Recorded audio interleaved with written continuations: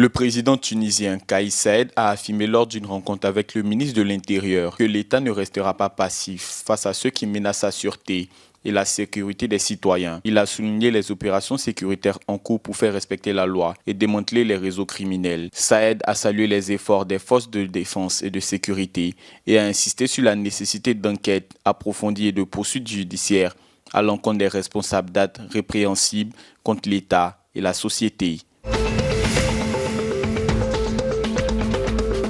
Un nouvel accord historique a été conclu après un intense processus de négociation de plus de 2 semaines entre le gouvernement, le patronat et les syndicats.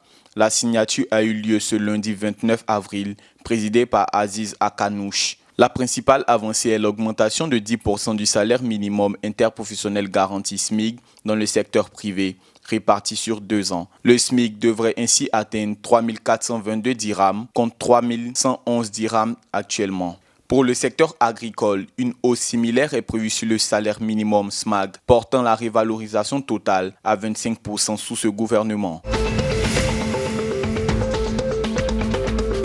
L'ordre économique en Afrique connaît un renversement majeur selon le dernier rapport du FMI. L'Égypte et le Nigeria, anciens leaders, perdent leur position au profit de l'Afrique du Sud et de l'Algérie. L'Égypte, autrefois en tête, glisse à la 2e place tandis que le Nigeria dégringole à la 4e place. L'Algérie et l'Afrique du Sud prennent ainsi le podium avec des économies dynamiques propulsées par divers facteurs. L'Algérie, soutenue par les coûts élevés du pétrole et du gaz, émerge comme une puissance durable, tandis que l'Afrique du Sud capitalise sur ses réformes énergétiques et ses secteurs miniers robustes pour consolider sa position.